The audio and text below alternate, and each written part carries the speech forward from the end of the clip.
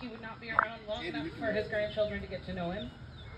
He wanted to leave something for all of us to remember him by, remember his time by, and have some way of knowing about his present 50 years in the future.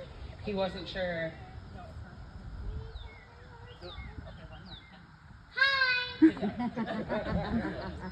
No.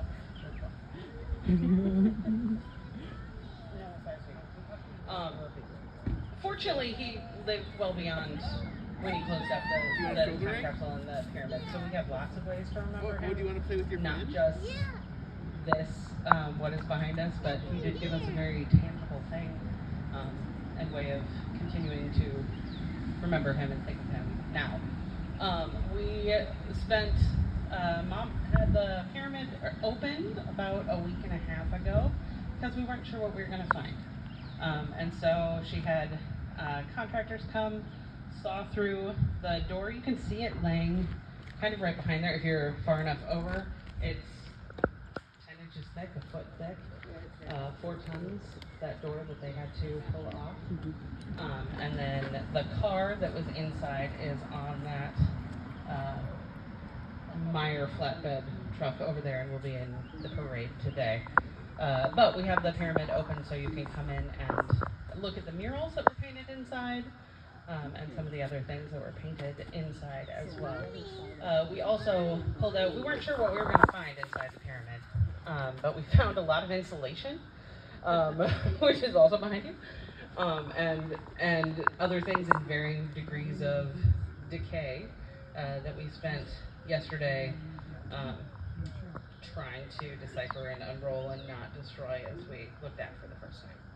So I'm going to turn this over to my sister, Kathryn, who has some specific trivia and facts and probably other recollections to share with you.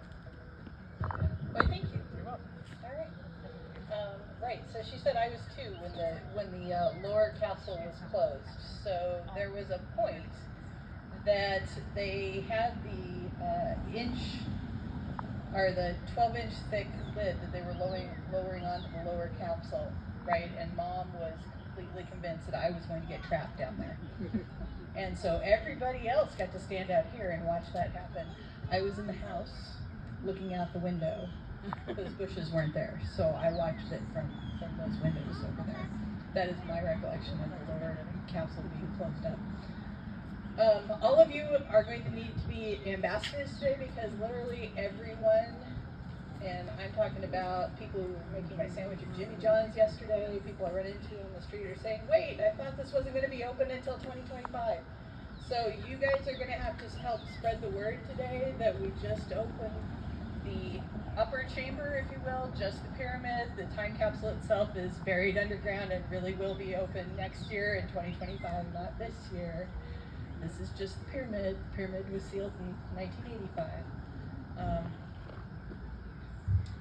But yeah, there was literally no way to get down to the lower chamber without having the pyramid open. So it was just a matter of practicality to get it open this year to figure out how the heck we're going to get down there before next year. So that is the job of all of you today, is to spread the word. Every time someone on the street says to you, wait, I thought they weren't going to open it until next year. We're not. That is still the case. It's just the pyramid. So More importantly, we might have to destroy the pyramid before next year because we don't think there's enough room to get the time capsule lid off. So if people want to come and see the murals and such inside the pyramid, they have to come this year. So spread the word. To see the pyramid, it's this year. Absolutely. Also, the story about the car that was up here. So the car that was up here, that is on the flatbed, has had the crap beat out of it.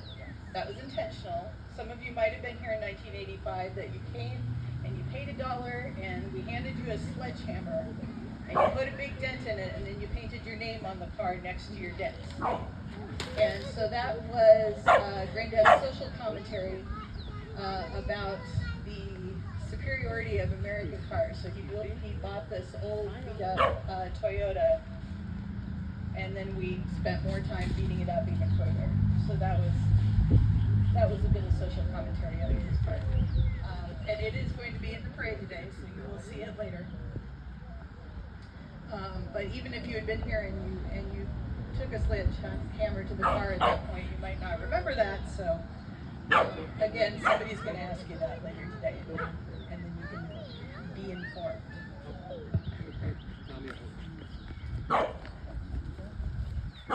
Great. And in case anyone asks you, the car is evidently a 1971 Corolla. The car down below us in the lower chamber in the time capsule proper is a 1975 Vega. It is yellow. It has 0 miles on it. It had 35 miles on it. Granddad said no, it needs to be at 0. And Rossmeyers, who sold it to us, said, well, that's illegal to turn the odometer back, but we'll show you how. So he did it. He decided he wasn't going to be around to get prosecuted for that. So he has admitted in writing that yes, he's going to turn the odometer back on it. Purchase price in 1975 was $2,598.16. In today's dollars, the purchase price of that new Vega would be $14,710. Not too bad, actually, in today's dollars for a brand new car. In addition, there's also a brand new Kawasaki motorcycle down there that was purchase price in 1975 for $185. It is blue. None of us had remembered it was blue. We all found that fascinating. In today's dollars, purchase price of that Kawasaki motorcycle would be $1,079.98.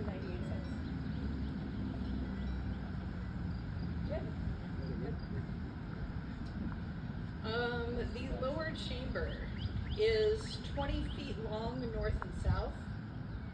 It is 10 feet wide east and west.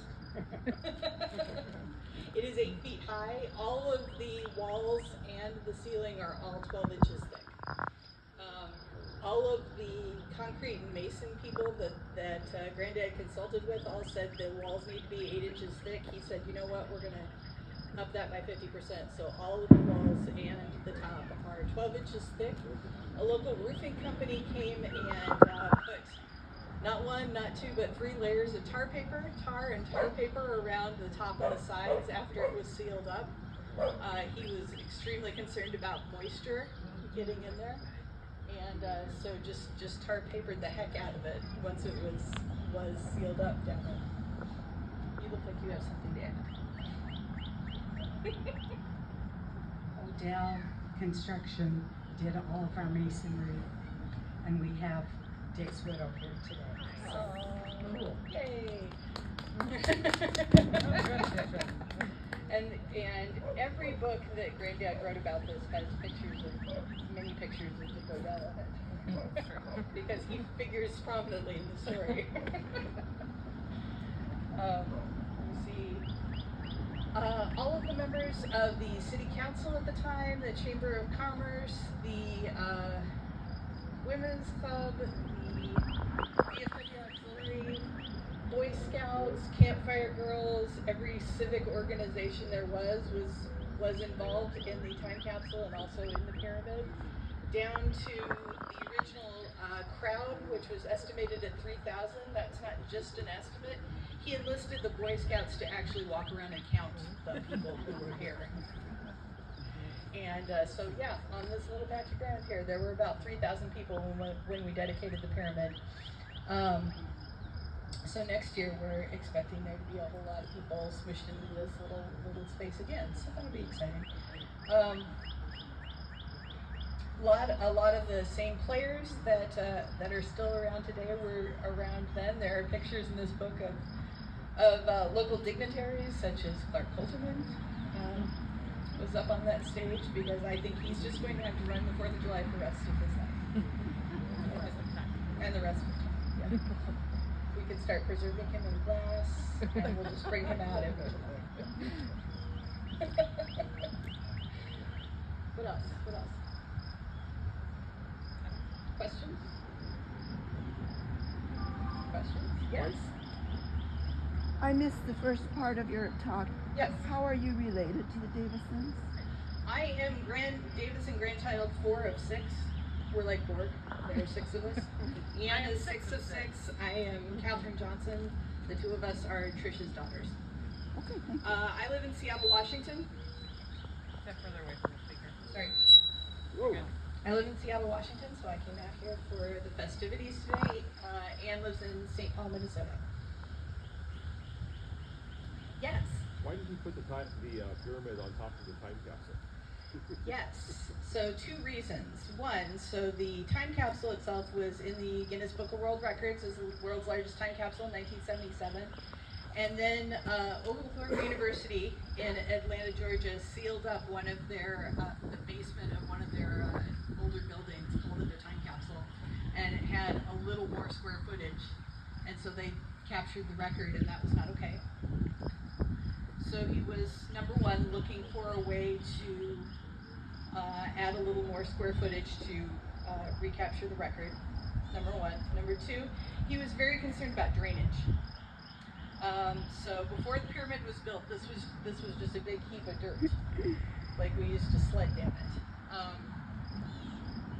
And he used to refer to it as looking like an Indian burial mound, and he was concerned that people were going to think it was an Indian burial mound, but that it was going to erode, and again, worried about moisture in the time capsule below. And so, you know, the natural thing to do when you're worried about drainage is build a pyramid, right? You've all got them on your houses, right? But yeah, just direct the water away from the chamber below. Again, it was all about trying to protect the time capsule below.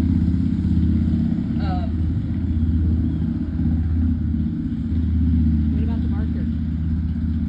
What about the marker? How about utter futility? Right. This is actually my favorite thing to talk about. Yep. The time capsule marker out front that looks sort of like a sigma was built shortly after the lower chamber was put in, so it was there long before the time capsule. Its title is Utter Futility, and he sketched it on the back of a napkin, built it for about $500, design, labor, the whole thing. It was, again, a social commentary, because at the time, the state of Nebraska was putting up a series of art installations along I-80 at the rest areas, and which some of you may remember, and contracting the artists from places other than Nebraska, which he didn't like, but should have been done by local artists, and were paying something between $40,000 and $65,000 a piece for those things, taxpayer dollars, which he was extremely vocal, extremely outspoken about, thinking this was just a ridiculous project, a ridiculous expense for taxpayers. He said, I can make something just as good in my front yard for a few $100s. And so he did. The gentleman, the artist who was in the book, I can't remember his name, who made the sculpture that was out at the Seward Milford rest stop, the one closest to here. The sculpture was called Arrival. He actually came out here and talked to Granddad about it. He was a very nice gentleman, and the 2 of them evidently had a spirited debate, but it was okay. Anyway, and he named the marker Utter Futility, because if a ladybug, he used to tell me this story, if a ladybug started crawling up it, it was going to run into a dead end at any point with this zigzag feature. So that's the story of the time capsule marker. It also made a good place to mount the plaque.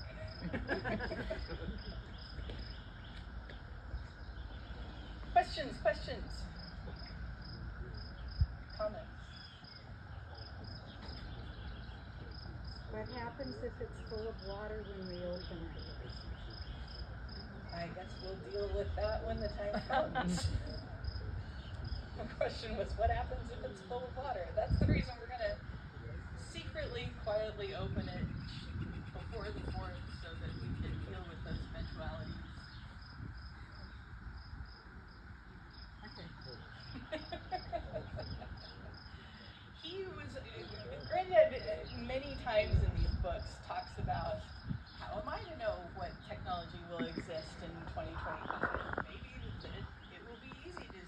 this car up out of the ground. There will be some magical joists that will just. He was very optimistic about the future. We're not there yet. Yeah. So that is my mom's project for next year. Yes. Did you say we can go inside and look? Yes. Yes. And will it be open all day? Yes. It will be open all day. At 2 p.m., our mom is doing a talk, and she will show you what we found yesterday when we were pulling things out of the pyramid. But if you want to come and look around, the stairs have handrails, but please do watch your step inside. The time capsule lid itself, as Kathryn told you, is covered with tar paper. But outside there's sort of a band of gravel around the outside, so the footing is perfectly safe, but just watch your footing as you're in there. There are 2 holes that lead down into the time capsule vault itself, one for lowering a light, one for lowering a periscope that Granddad put in after he put in the pyramid, so that people could come and like look around with the aid of a couple mirrors to see what was happening below. We have the first one is right at the bottom of the stairs, covered, so just watch your step when you come in. But if you want to sign our guest book, let us know where you're here from today, especially if you think you have something in the time capsule. There were lots of letters and boxes and packages left for area people. If you think you have something in there, if you could leave us a way to contact you next year as we find things, that'll be helpful. Especially if you think you might not be here next year, that would be really helpful. We have guest book over there. We have t-shirts for sale for $14 if you would like them. But also, yeah, come on and take a look, and we'll be happy to answer some more questions. That's a great question for my mom. What was that? Can they sign the pyramid? Oh, if you have a pencil, you want to use a marker? I'm afraid it'd wash off. Yeah, I don't know the answer. Someone suggested if you wanted to sign the pyramid itself, we'll have that You've got as Sharpies another. out here, right? We do have Sharpies out Okay, here. go ahead and sign As it another and way of date it. commemorating. Yeah, sign it, date it. If we have to take down the pyramid, too bad. If we don't have to take down the pyramid, then you'll just be one more part of the history of this time capsule. So we have some Sharpies over there if you want. Pencil actually also works. We've had a lot of graffiti over the years in pencil that seems impervious to weather. So if you want to sign that as well. Otherwise, come on up. Take a look around if you're interested. Ask more questions if you want. Thank you for being here today.